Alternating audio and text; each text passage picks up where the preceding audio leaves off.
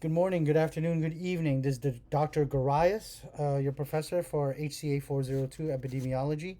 And I had a couple of tutoring questions and a tutoring session over the weekend where some people asked me, like, how do I organize my lessons and to make a PowerPoint.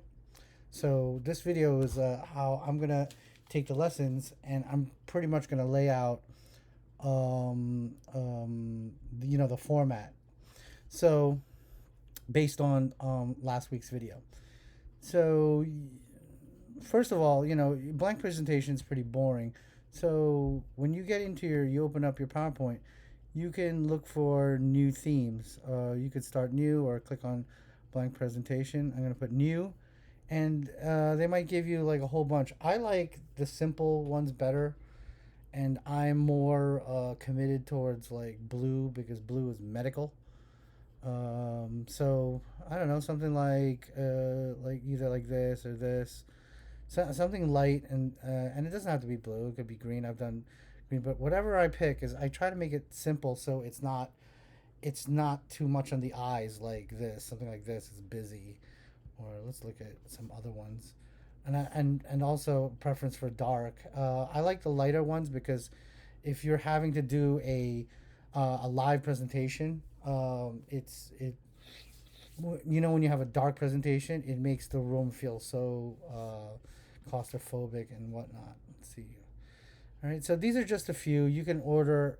You can get a whole bunch online as well, and a lot of them are free. So I'm gonna pick an easy one like this, where it's kind of. So here is like your title page, and of course, what's entitled The Black Plague, right? And the subtitle, let's say I'm Joanna student, right? Black Plague, Miss Joanna student.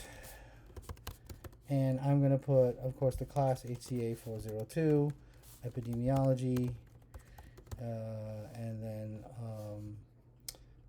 let's move this up a little higher.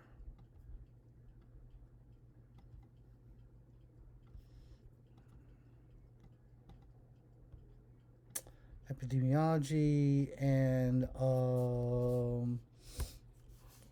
professor's name is me. So you can just click on these boxes and then it fills it out for you. So you have your name and then today's date, May 11th, 2020, and the professor is me. Kindly spell my name correctly. Right, so that will be your first page. And of course, some people like putting graphics or whatever, but my rule about the graphic is that if it doesn't enhance anything, then why put it? Um, but again, it's also preference. So you could maybe put, a picture of what it is, your senior pestis or whatever. Now, when you want to make the next set of drawings, now my thing is that you should outline it before. Like I like outlining things on a piece of paper, which I've already done here. If you can hear this piece of paper, and I'm gonna go by the lessons and outline it via the lessons. So definitely one of the requirements is, of course, you have to have some sort of um, uh, introductory page, or not introductory page, a cover page. Of course, then I'm going to insert, and then you click on, of course, new slide, and you see like there's going to be tabs like this, and then you pick the slide based on like what it is, and usually like if you have a compare and contrast, you pick two content or this comparison one, or if you have two pictures, and then you could put some text here. This could be a section header. This is just title and content, right? Title only, blank, or content with a caption, and or picture with a caption. So whatever is nice for the next slide. For me, it's most likely going to be some title and then some content. So I'm gonna click on that, and you see here, like it'll automatically. So the first one is off of lesson 2. So you can maybe have a little introduction, and then you could have history in here, and then definition of the plague, right?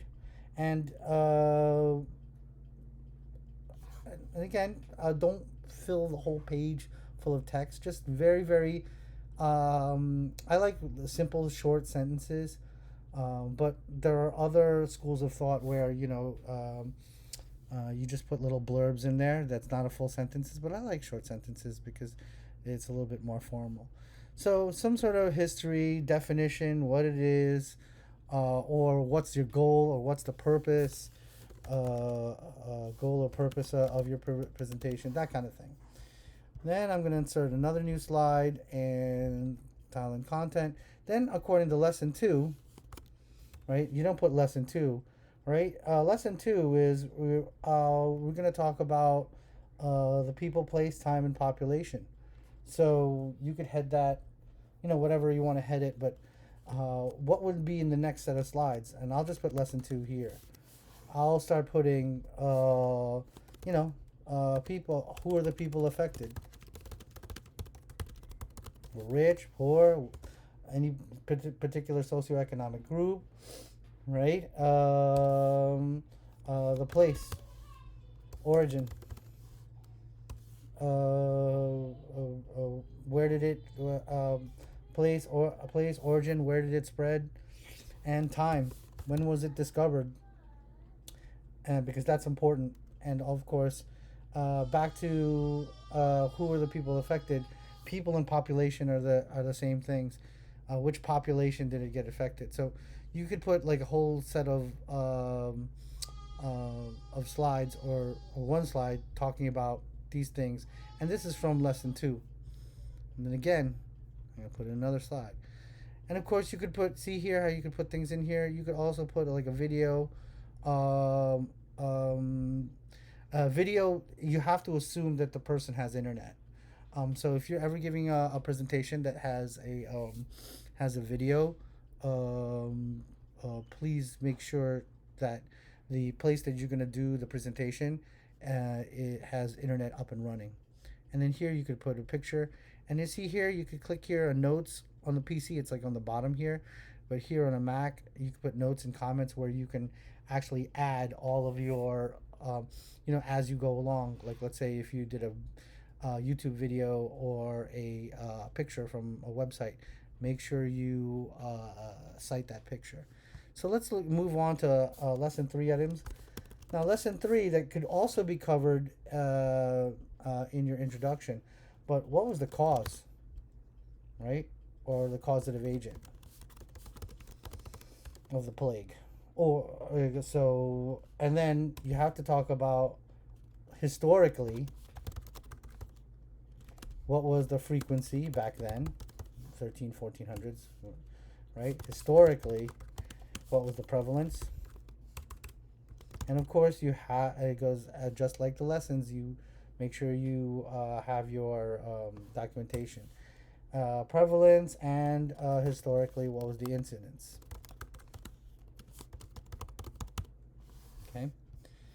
Next slide, or next set of information, we talked about in lesson 4. You can add a map, right? The origin, right? How did it spread? So you could add several maps, and then you have to talk about the mortality. How many people died? Morbidity. In this next set of slides, or on the same slide. And let's say I want to put in a map. Let me go into. Is my video done? Still loading. Let's say I want to map the plague. Right. And go into images. Pick one. Here's a nice one. Right, and you can either copy or paste it. Mac, you can drag it. You can actually drag it and bring it to other things. Let me open this so I can see how you. Yeah, that's why you couldn't copy it. So this one.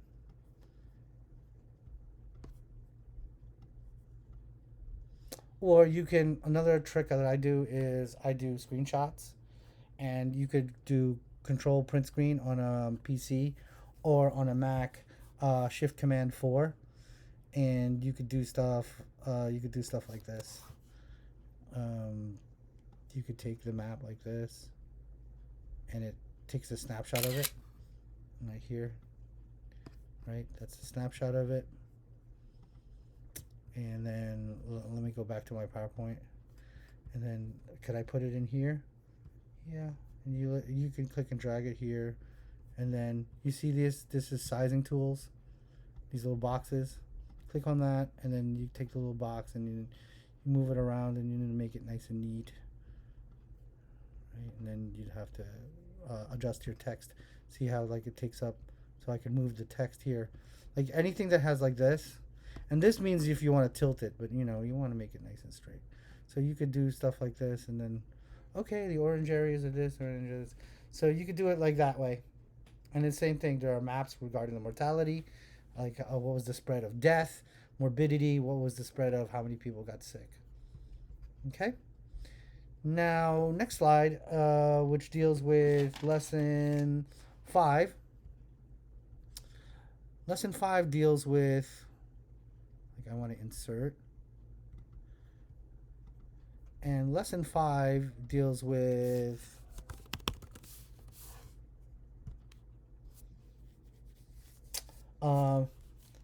it goes, what problems does a researcher have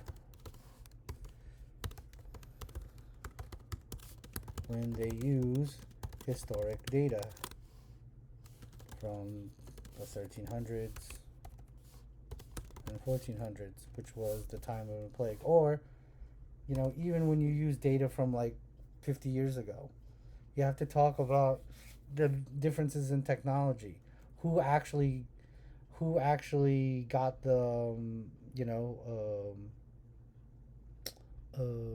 who actually collected the data for you. That may be a problem. And a couple of bullet points here, and maybe an example to illustrate your point. Now, remember all this other data that we were talking about right here: frequency, prevalence, incidence. Let me write this down. Frequency, prevalence, incidence, mortality, morbidity, right? Let's move down to our next slide. That's lesson 6. So in lesson 6, we discussed is new data. 2019, 2020. It goes, what is the current data? Frequency, prevalence, incidence, mortality, morbidity. Again, make sure to now you could see, if you didn't do the lessons, how this is going to take you a while. But if you've been doing the lessons all along, all you do is look at your lessons, and then you look at your lessons, and then just copy and paste, and then just make it short and concise. You don't have to write the whole thing, and I highly suggest you don't write the whole thing, because what is the PowerPoint? You only want, you want to make your point. You don't want to copy and paste all your lessons right on there. Okay, you want to just do a summary, and it's a quick summary, and it's nice and neat and easy on the eyes, and it's and a quick read. And then it's not last but not least, but lesson 7. What we did in lesson 7 was, is there any risk? What is the current risk of getting the plague? All right. Um, what is the current protocols for disease prevention? What does the world do? What does the WHO do? What does the CDC do? Like, why? Because is it still a risk to this very day? Right. Um, like an example was the flu in the 1930s and 40s would kill people. Right. Again, another virus. Nowadays, right? Well, if you asked me 6 months ago if a flu can kill you, I'm like, if you're immunocompromised. Now, yes, you're high risk. You're much high risk immunocompromised, but with COVID and all these things, so there's a difference between historical content of like in the past or even the recent past to the current future. So, is there any current risk? If there is, what is the current protocols for disease prevention? And that's lesson 7.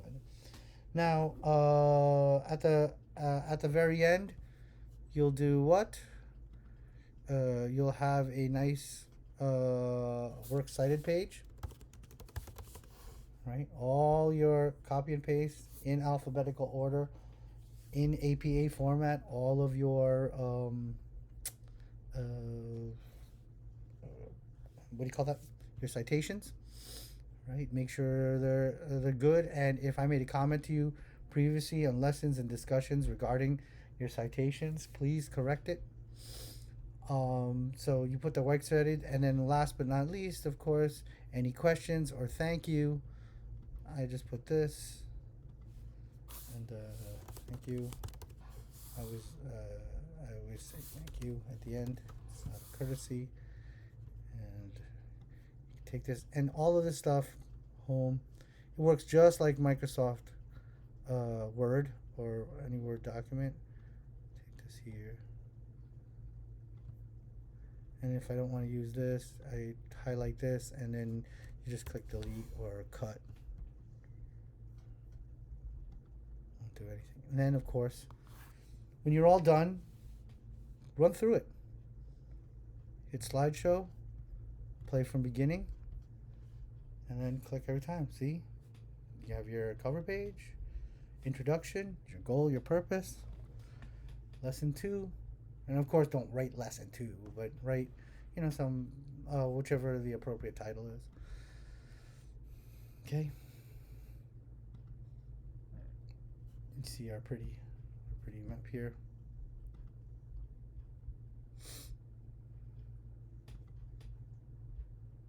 And that looks good.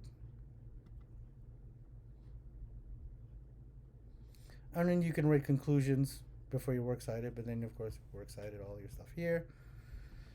And then of course at the very end, thank you. All right, so escape if you want to get out of that. So let us this sample PowerPoint. I will and again, do not use the same. Well, you know what? You can use the same template if you want, but pick your own to fit your own personality. Make it yours. You can record slideshows, which is neat.